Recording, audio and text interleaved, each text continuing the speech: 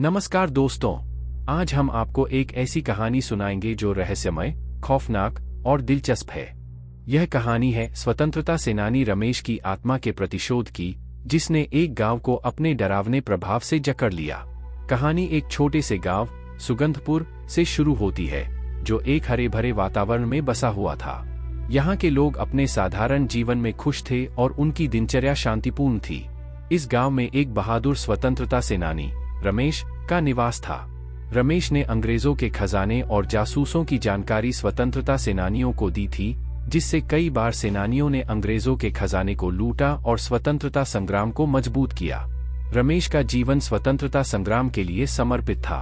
उसकी मेहनत और समर्पण से स्वतंत्रता सेनानियों ने कई महत्वपूर्ण सफलताएं प्राप्त की, लेकिन उसकी गतिविधियों से गांव के प्रभावशाली जमींदार की नींद उड़ी हुई थी।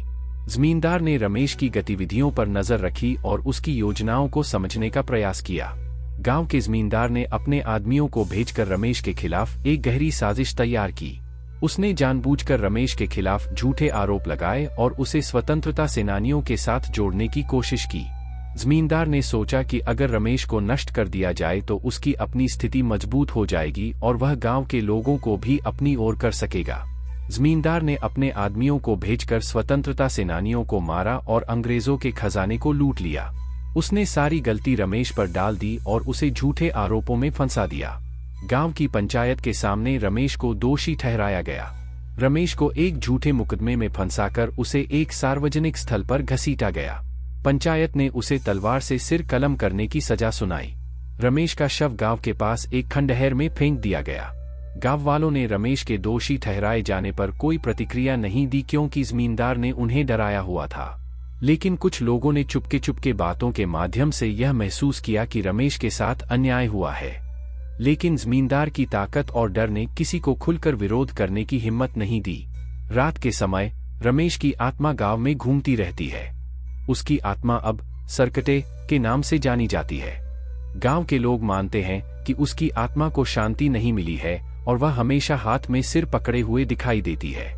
जो भी व्यक्ति गलती से उसे बाहर देख लेता है, वह उसे तड़पा तड़पा कर मार देती है। गांव में रात के समय कई अजीब घटनाएं घटने लगीं।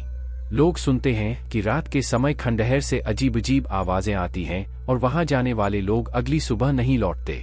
जिन लोगों ने गलती से खंडहर में कदम रखा, उनकी मौतें अत्यंत दर्दनाक होती हैं।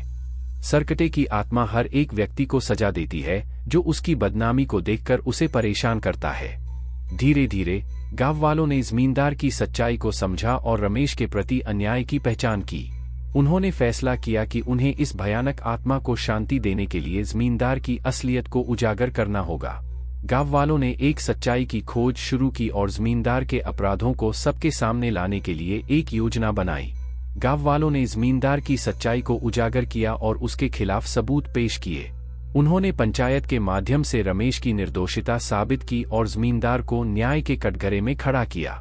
इसके बाद खंडहर की मरम्मत करवाई गई और एक विशेष पूजा का आयोजन किया गया ताकि रमेश की आत्मा को शांति मिल सके। रमेश की आत्मा ने गांव वालों की सच्चाई और न्याय की सराहना की। अब वह शांत हो गई और गांव में शांति लौट आई। गांव वालों ने रमेश की बहादुरी और बलिदान को याद किया और उसकी आत्मा को श्रद्धांजलि अर्पित की। तो दोस्तों, यह थी सरकटे का आतंक, रमेश की आत्मा की कहानी। अगर आपको यह कहानी पसंद आई हो तो कृपया लाइक और सब्सक्राइब करें। हमें बताएं कि आपको यह वीडियो कैसा लगा और अगर आपके पास भी कोई भूतिया कहानी है तो हमें कमेंट में जरूर बताएं। अगले वीडियो तक के लिए धन्यवाद और अलविदा।